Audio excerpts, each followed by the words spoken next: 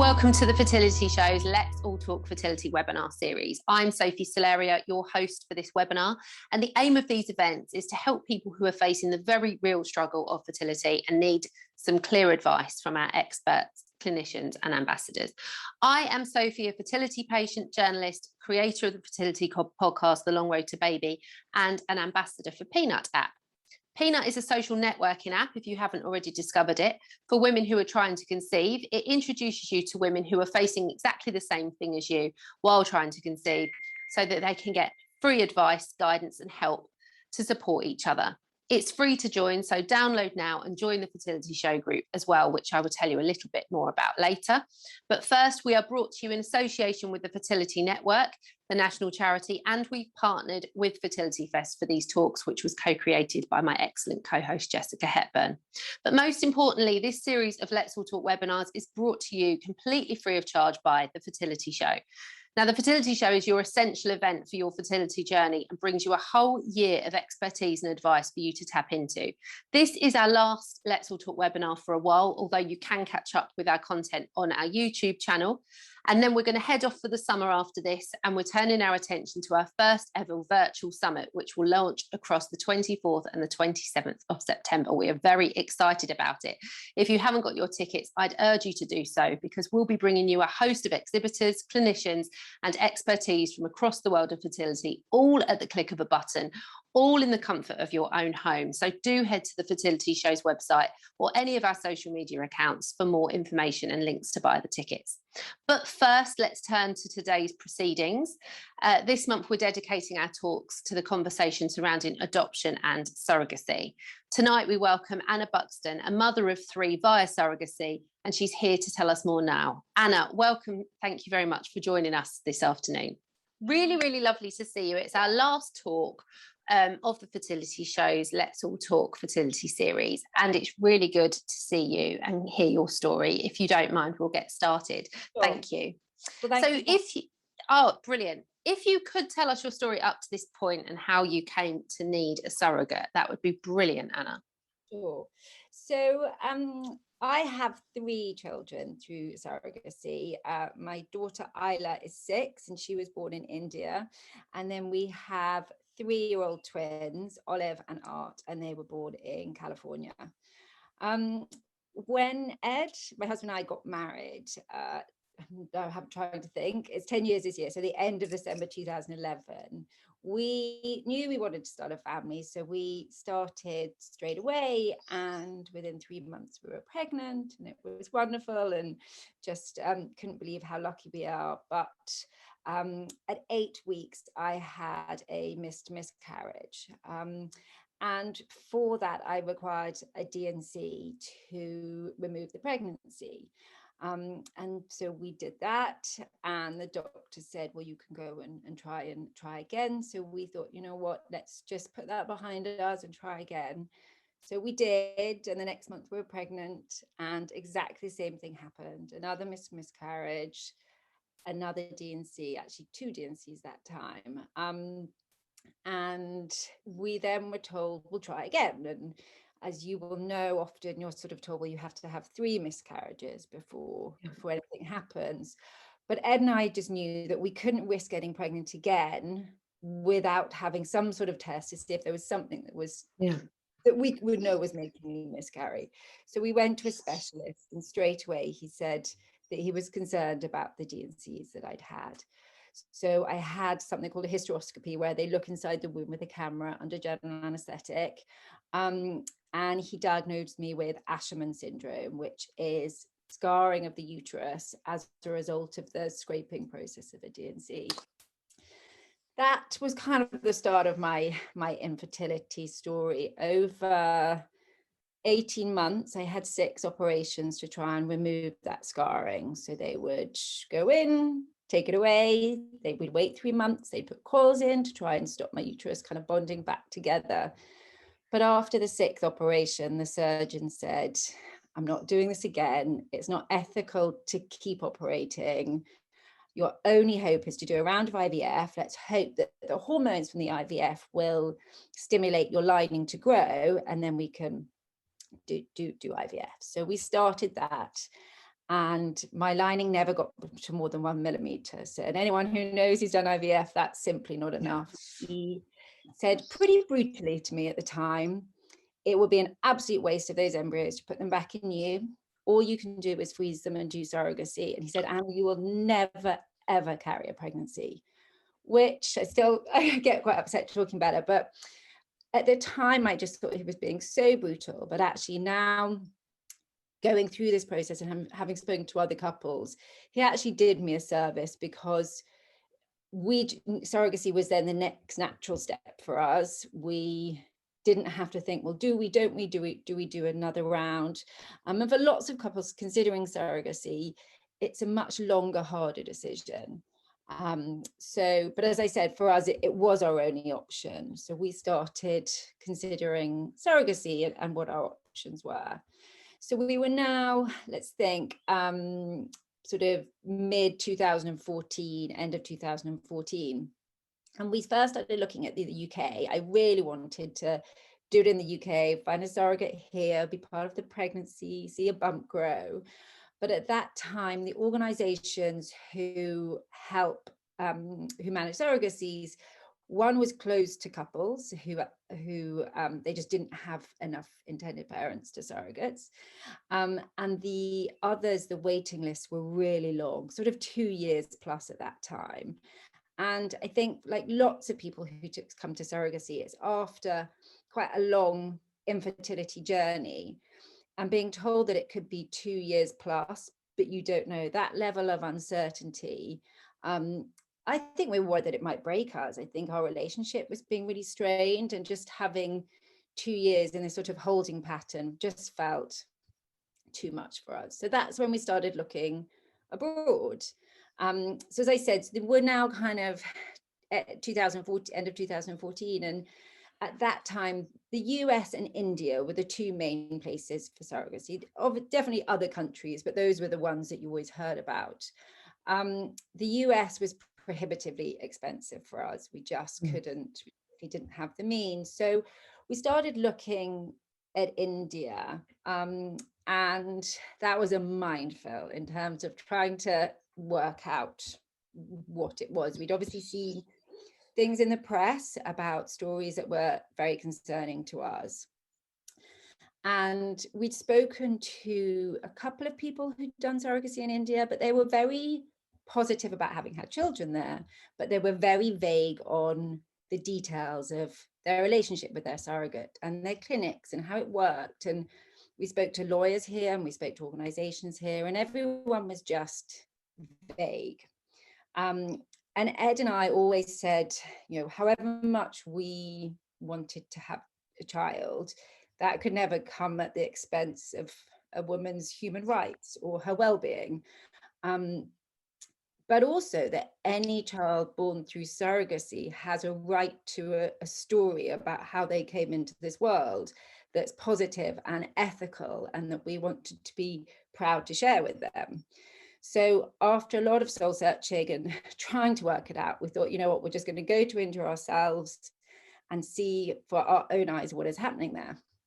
So we had a we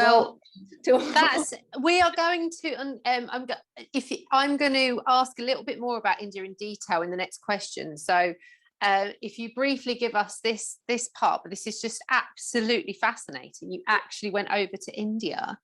And the reason we went to 3 cities, 10 clinics, and everywhere we went, we asked questions about how the compensation worked. Did women keep the money? Was there a facilitator? Did they get legal representation? Did they speak English? Were the documents in English? Were they put up in dormitories? I wanted to see the dormitories. I mean, I grilled these people. And out of 10 clinics, there was only one that we were satisfied, met all the kind of criteria we were looking for. And they were really trying to change the face of surrogacy in India. They were trying to do it better. So we decided to go for that. And the reason I often talk about the amount of research we did into it, because actually you can't do it in India anymore, is that it's so important to go into these things with your eyes open. And we actually recently did some research, the company I now work for, my surrogacy journey, with the University of Kent, around parental orders over the last 10 years. And what those numbers show is that when India dropped off, the numbers that went to other countries, mainly the Ukraine, have really, really picked up and spiked. So when one door shuts, obviously another one opens. And in some of those countries that are now seeing more international surrogacy, there are the same issues around transparency. So all I ever say to people is, however much you want to do this, make sure you've got your eyes open, and that you want to tell your children that it's responsible and ethical, and it's hard to find that information. So, and did you stay in India the whole 9 months? No, so we then flew back to the UK, and then the agreement was that we would start our IVF in London. And then when I was ready for the egg retrieval, we flew back to Delhi to retrieve the embryos, create the eggs, create the embryos. And at that time, we also met Shapala, who we'd been matched with. We met and chatted, decided we wanted to go forward. We'd done all the legal work for her and for us.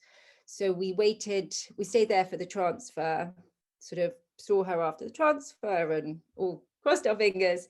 And then we flew home and waited for the 2-week wait for the result. And very fortunately, the first time it worked, and Isla was conceived. And then we went back out to India at 37 weeks. So wow. How much contact did you have with your surrogate through this? Not very much. She didn't speak English, so we would have weekly updates from the medical updates, twice weekly scans, and then we would sort of every 6 weeks have a kind of a video call with a translator. So I'm not going to sit here and say we built up this incredible bond in this relationship, but it felt like a human mum to mum interaction, and she knew who I was and I knew who she was. And then at 37 weeks, we flew out there, one, to sort of find out where we were going to live and how to have a baby in India. But it also meant that we could go to her last appointments and scans, and just sort of, I wanted to see the bump and see the final kind of ultrasounds and stuff. So. And were you there at the birth? We weren't. We talked about it, and it was, we obviously gave Shapala the choice of what she wanted, and she felt not comfortable. I think culturally she didn't feel comfortable having us there. So we were in the next door room, and as soon as Isla was born, she was carried through to us. So what a special moment. I can't even imagine that moment. I'm living it. I'm just living that minute. Oh, wow. So you went home, you had your child, your daughter. Well, we were in Delhi for 6 months once she was born. So why did you make that decision? Was that due to the adoption process afterwards? It took, so actually the delay was, it took 6 months to get a British passport to bring Isla home. The Indian system were amazing, couldn't have been more supportive. It was the UK passport system that was challenging. Wow. So obviously Delhi is not I live in London. It was very different, but you lived in Delhi, you stayed there. Yeah, we stayed there for 6 months. Wow, how was that? It was really hot and quite stressful. I wasn't a particularly relaxed mum, but Isla was fine. We had some great doctors, we met some people there, and we were finally our little family. So, and I always sort of think we didn't have everyone else has a baby and then has to have family around and making cups of tea and doing all of that, and I didn't have to see anyone for 6 months. I just had you thought that's a good thing, like you didn't want to. You sort of had a bubble, you had your own bubble. Exactly. Wow. I've never ever heard of a story like this before with surrogacy. It's fascinating, Anna. So what's the next step? You then so we then tried again, didn't you? when Isla was about 1, we started thinking again, and at that point, India had shut its borders to foreigners coming for surrogacy. So again, we returned to the UK, thinking it would be so nice to do it there. And we had Isla, so we wanted to do that. But at that point, all the organizations facilitating surrogacy were closed to people with children. They were only helping childless couples. So, and we looked at the independent route in the UK, and it works for many people. And I know many people have done it successfully, but for us, this idea of sort of joining Facebook groups, having to kind of sell our story, I sort of thought, am I sad enough? Are people going to like me? Is there someone who's more willing? It didn't sit very well with me or Ed. And so and there was no sort of, it felt like there wasn't really much support for anyone. I mean, there are so many more people talking about this stuff now, but back then I didn't know anyone doing surrogacy. It just felt so. What year was this, like 2015? 2000, so this was 2000, end of 2015. So that's when we had to reconsider our options, and we'd never known that Canada was an option, but I randomly met some people who had done surrogacy in Canada. And in Canada, surrogacy is like the UK, is altruistic, so you can pay expenses but not a fee. But the legal framework is quite robust. There are agencies, so it felt perfect. And it was Canada. Canada's the most beautiful, loveliest place. So what could go wrong?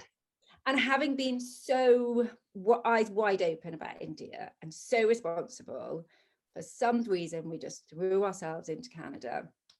And we had some embryos in the UK, so we shipped them out. We signed up with an agency. Within 3 months, we were matched. But ultimately, we had 2 failed transfers. We've got to 7 weeks, miscarried. We then were matched with another surrogate, but after 6 months of chatting, she said she didn't want to go any further. And I think it was the hardest time that we'd ever had. I always knew in my gut that it didn't feel right, that I never felt the girls that the surrogates were emotionally there or being particularly supported. The agency was just ignored my phone calls. It didn't feel right. And I think the weird thing about any form of infertility and surrogacy is like that desperation to be a parent and to keep going sometimes can push you to a point where you stop being particularly rational. You stop listening to your gut and you think, oh, I just want a baby. I just want a baby. And we should have taken a breath, stepped away. But after that, we said, we're not going to give up on kind of a bad note. And this is to say, some people do surrogacy in Canada and it's amazing, but we just didn't go to the right people. And so anywhere in the world, there are good people and there are bad people, and you need to find the right ones. But because of that, we needed to keep going. So we scrimped and saved and, asked a few parents and things like that. And we found the means to go to the US. And so we found a clinic in San Diego and an agency in San Diego. And we again did that sort of similar thing of we didn't have any embryos left, so we started creating embryos in the UK. So I hate to ask you this because it must be really awful having to say the number, but how much is it to go to America to have surrogacy? So an overall, it is really expensive. The overall budget, I always say to people is, and wait for it, is a minimum of $150,000. And that is because every step of the way, because it's so commercial and so structured, every single step of the way is facilitated by a professional. So your clinic, your agent, your lawyer here, your lawyer in the US, your egg donor if you're using egg donor, your insurance broker, they all charge. And that adds up and up. Your travel to get there when you're there. So that's everything included. Of course, it does. Does that include the transfer here in England? Yeah. So that are you putting that into it? So that's sorry, not the transfer, the IVF here. Yeah. So whether you do IVF here and ship your embryos or do IVF in that's included in that. Included. So so it's a vast amount of money, and of that, generally you would expect to pay a surrogate between $30,000 to $60,000. That would be what you would pay them, and then everything else is the expenses on top of that. One of the things I think is important for people to know is that within that budget, some people could do a bit less, some people spend way more.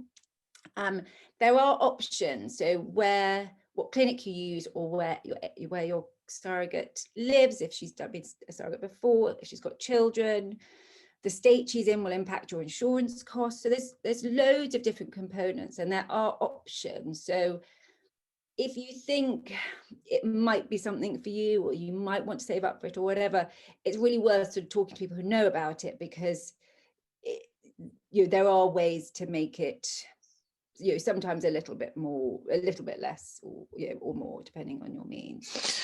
So you found a surrogate in San Diego. Yeah. You clicked with this one. Yeah. We did. So what happened is we met, I joined an agency, and it's a bit like dating, because you write your profile, surrogates write your profile. If you match, you meet. And I met about 10 women on Skype. And actually Holly was the last person I talked to. And when I met her, I just knew she was the one.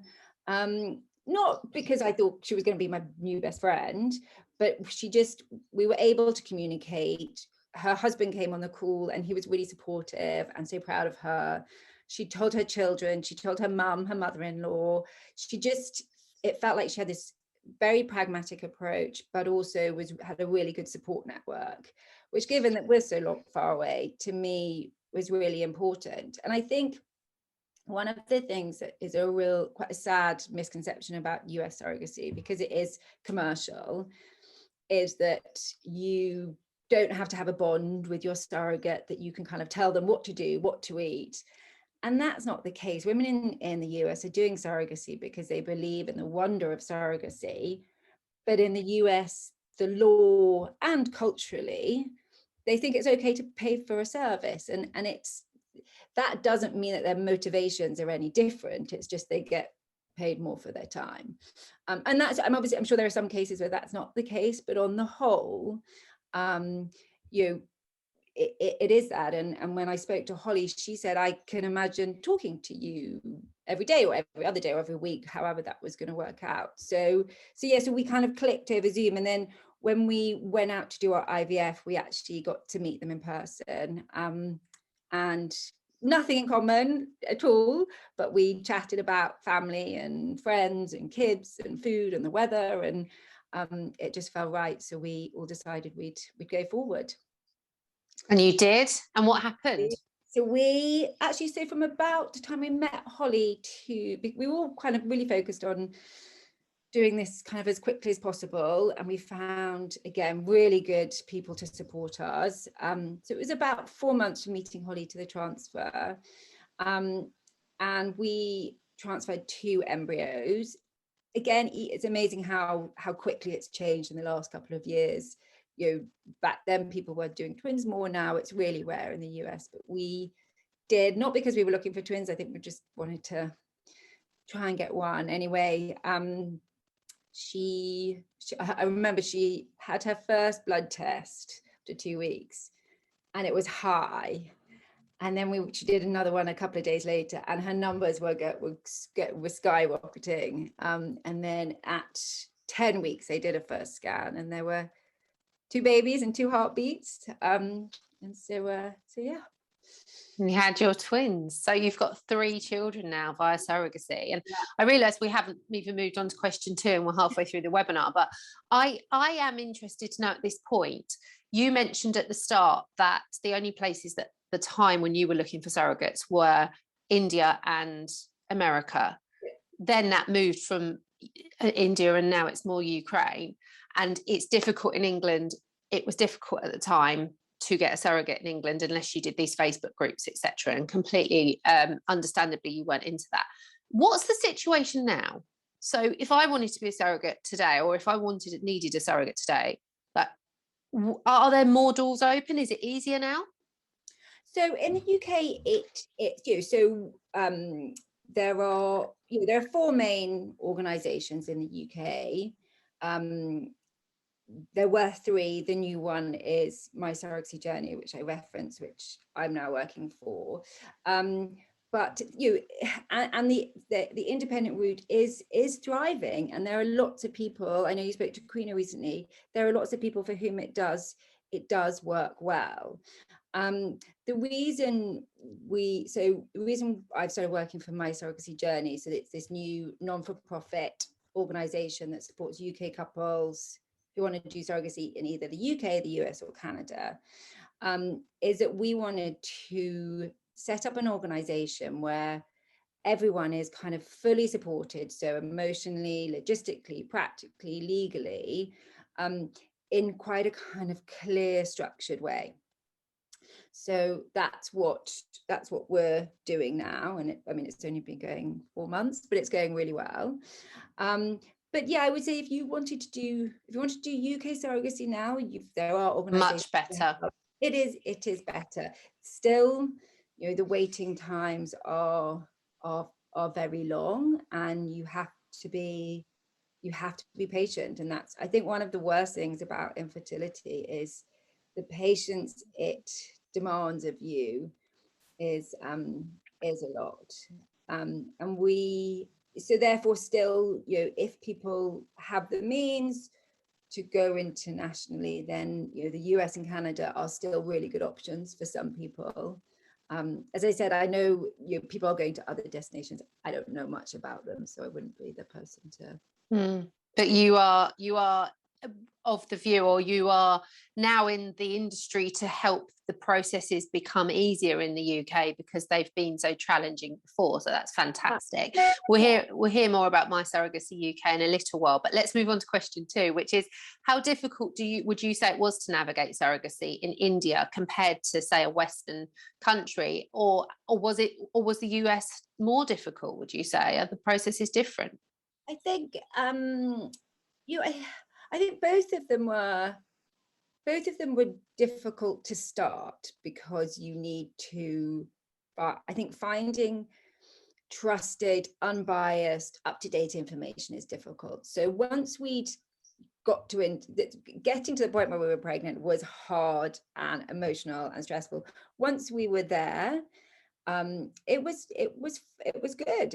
We managed it, and the US is a really well-trodden path, and there are fantastic people.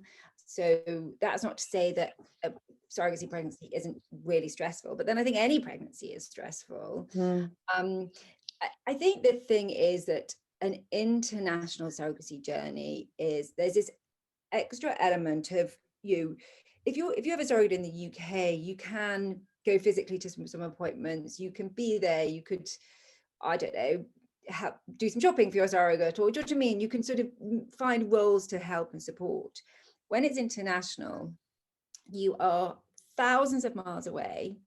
A woman that you don't know is pregnant with your child or your children, especially when Isla was already born, knowing that her siblings, albeit in utero, were in this world and I wasn't there supporting them. You have no tangible role in that pregnancy. And that is something that's really emotional and hard to manage. And I always sort of say to people, unless you can 100% think that you can put your trust in another woman to look after your baby, can't tell her what to do, you can't tell her how to manage herself or her body, you just have to trust her that she's gonna look after them like she looked after her own. And luckily both our surrogates did that. But it's definitely, the highs are really high, but the lows are really low. I can absolutely imagine that. And this idea of then, I suppose you would still have to live in India or Ukraine or anywhere really until you're able to take that child out of the country. That's also a difficulty, right? Yeah, and just sort of planning that and managing it and knowing where to live. Because you've just got this newborn that isn't sleeping. Yeah. They don't, do they? They're nocturnal. Yeah. And then you have to sort of navigate law as well. Yeah. And I think all the thing in terms of the legalities of wherever you do it, you have to remember that wherever you do it, you will be ultimately governed by the UK law. So wherever you go, when you come home, you still need to go through the same processes. The law in the US is very good and pretty airtight, and there are lots of lawyers there who are fantastic and have done many thousands of people have done surrogacy there. So it is about, but again, the UK law, the UK courts, and for international surrogacy, the parental orders are all heard at the High Court. So you're there in London in the High Courts. It's quite intimidating. They're going to ask you about your journey, about how it happened, who you used, what fees you paid. So what's just really important is to work out before you go what information is going to be required. Find a UK lawyer who can work with legal representation in the country that you are, and just be prepared. Don't leave anything to the last minute. Keep records of everything, and just be really kind of structured about the process. But it's definitely an additional challenge to sort of having a newborn, and then you've got to work out, well, how do I get the passport, or when are we applying for citizenship, and then worrying about how am I going to fly home with this baby who's newborn I don't know what to do with. So wow. Yeah. But in England, you're not the named parent on the birth certificate. Is that right? Is that the same in America and India? India, because it's no longer required, it's kind of, I don't know, because you can't do it anymore, I'm not sure. But in the US, so in the UK, no, you're not on the birth certificate. In the US, surrogacy law is governed by state law, not federal law. So every state is a little bit different. But there are two kind of main categories. And I mean, this is talking very high level, and there are lots of nuances. So someone who knows about this, I'm saying I know that. But in terms of the two main buckets, there's kind of something called pre-birth, and then there's another one post-birth. And pre-birth, so this is what happens in California, even before a baby is born, the intended parents are the legal parents of that child, but as soon as it's born, and they're on the original birth certificate. So any concerns around parentage, could a surrogate change her mind, is alleviated with that in the US. The other part is post-birth, and all of that is done post the birth. But again, it is an airtight legal framework. So it's a really nice sort of added level of security to know that you've got that kind of legal backing behind you. And then in the US, any child who's born in the US automatically gets a US passport. So it's a quicker process in that you can do everything before they're born. You get your passport, you fly home, and then you start the UK process. But then you're at home, surrounded by friends and family, and you can kind of do that in your own time.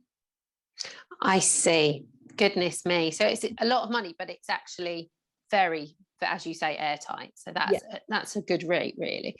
Question 3, what was your experience of using surrogates to have your babies? Now, the thing is, from speaking to you and Karina, it's obvious and clear that this would not have been your first choice. You would obviously, neither of you would have done this had you not had to.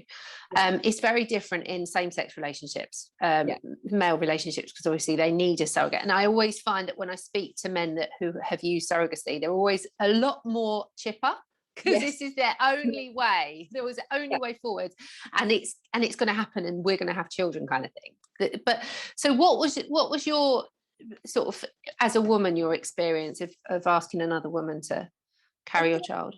I think by the time, if you, as a heterosexual woman, or woman as a woman, if you need to have a surrogate, it is after something. And if you've ever faced the prospect of being childless, not through choice, that takes you to a pretty lonely and dark place. So to then get to the point where you might still have children through surrogacy, I always felt just so thankful that it was possible that I could still be a mother, that I never had these I never had feelings of jealousy or anything like that with our surrogates.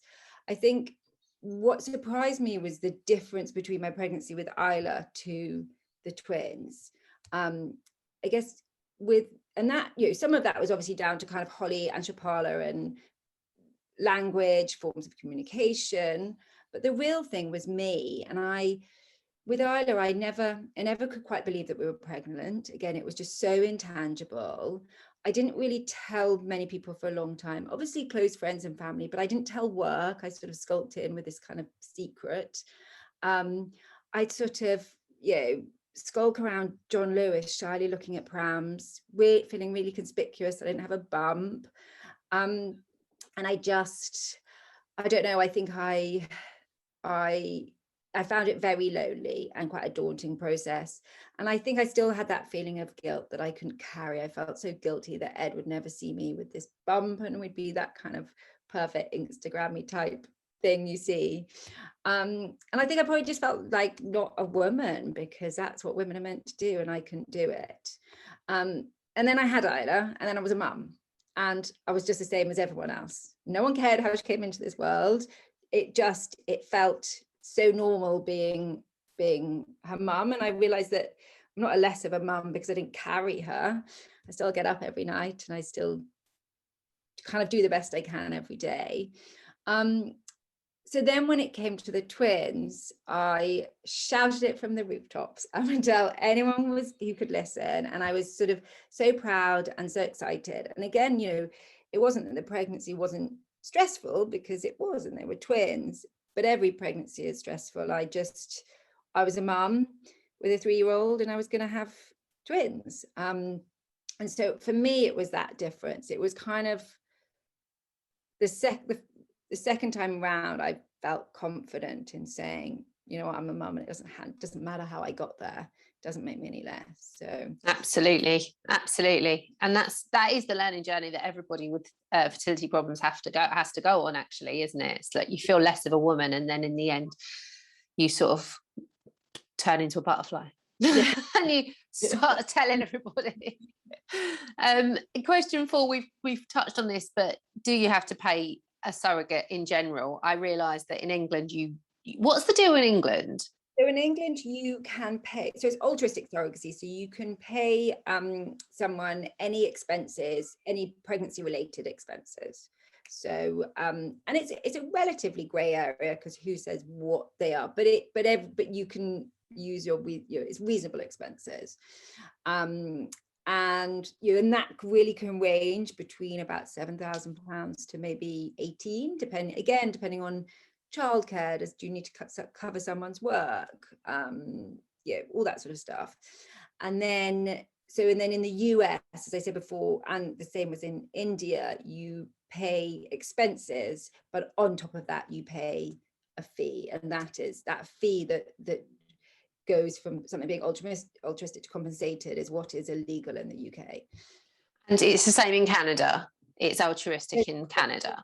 So if somebody comes to My Surrogacy UK and they say, my friend is going to carry my baby, will you help us would you then help them sort of guide them through a framework of some kind? Because I guess it's very different than asking a stranger, right?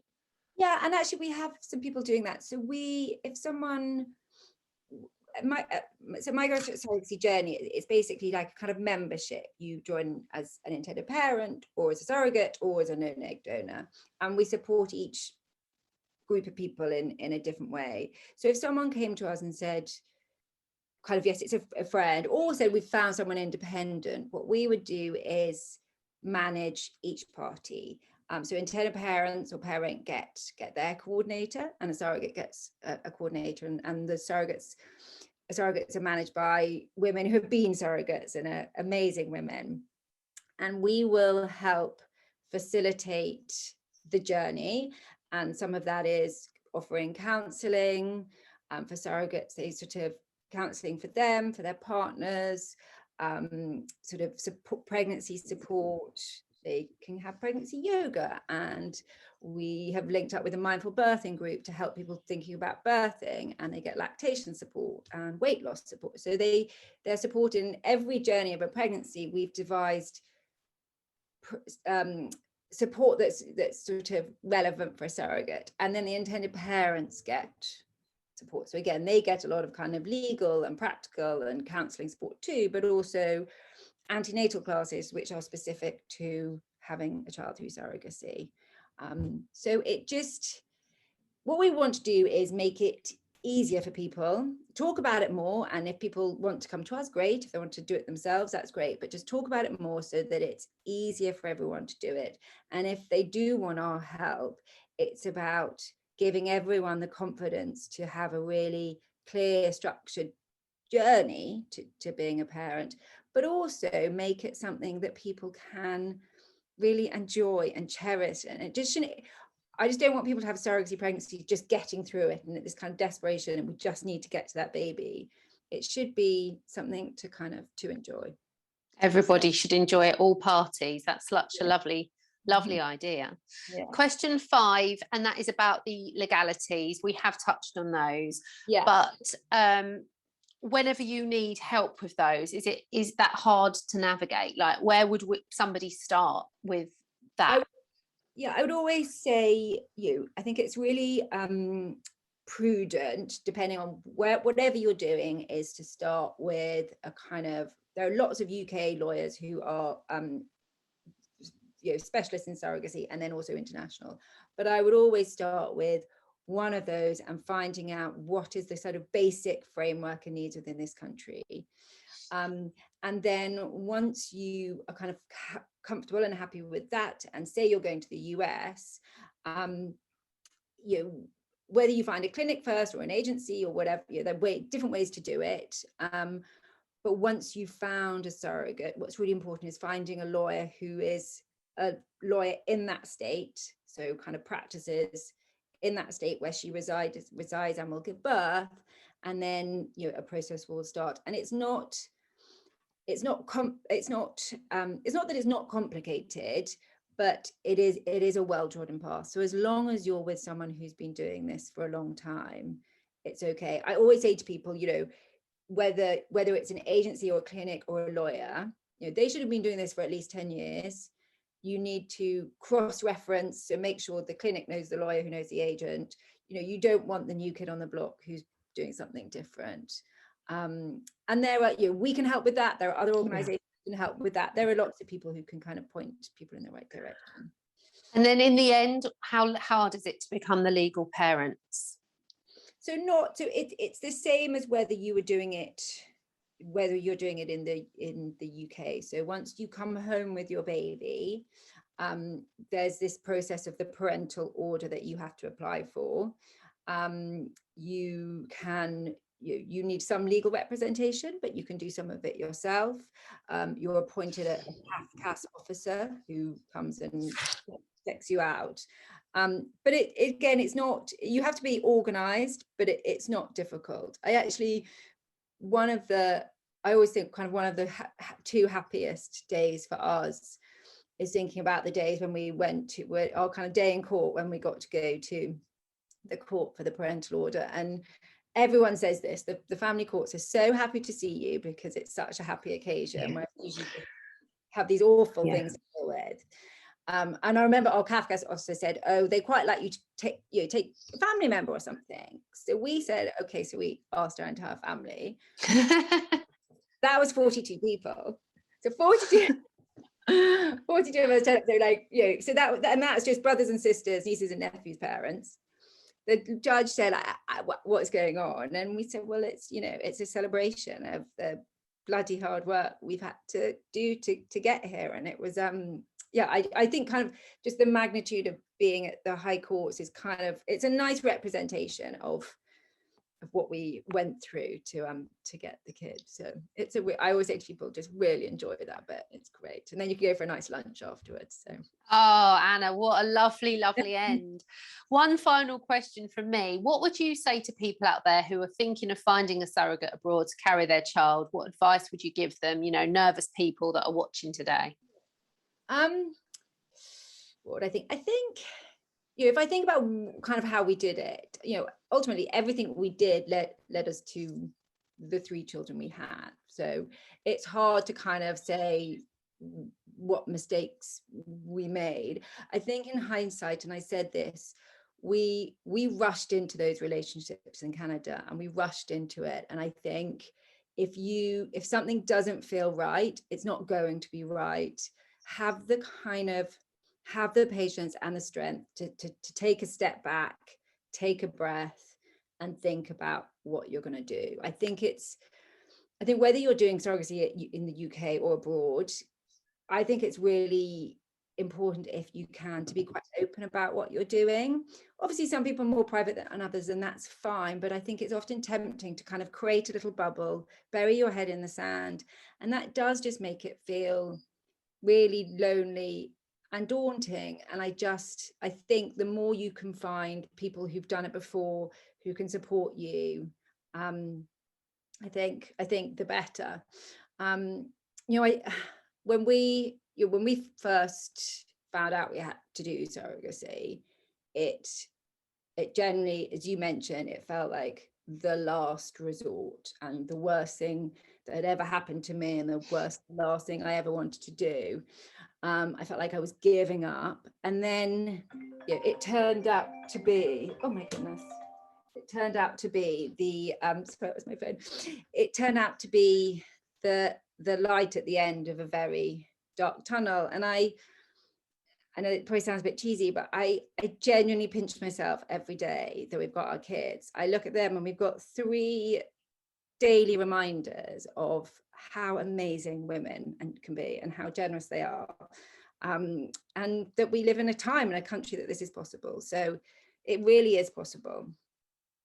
Oh, Anna, it's been such an inspiration listening to you today. Thank you so much for taking your time to tell us about this. And we wish you all the luck in the world with My Surrogacy UK, which is just a fantastic organisation. Thank you. A final few things before we go. Please follow us on Facebook, Twitter, Instagram, where you'll get all the information about our up and coming events, including the Fertility Show's first virtual summit coming in September. Download the Peanut app for free and join the Fertility Show group. That's where you'll find a discount code to buy tickets for the Fertility Show Summit. And you will get all that great content and beyond for a bargain, right bargain, in fact, with that discount code. Then, just to say, this is our last Let's All Talk webinar as we take a break for the summer and get ready for the summit. Thank you so much for joining us for what has proved to be an extremely informative 7 months of content. I'm sure you'll agree. We really appreciate all of your support and kindness. Thank you for joining us each Wednesday. Thank you for all your questions. Thank you for being there. We couldn't have done it without you. And we hope very much that we will see you at the summit in September, where we shall have lots of fertility expertise and content by the bucket load. But for now, thanks again. Take care and goodbye.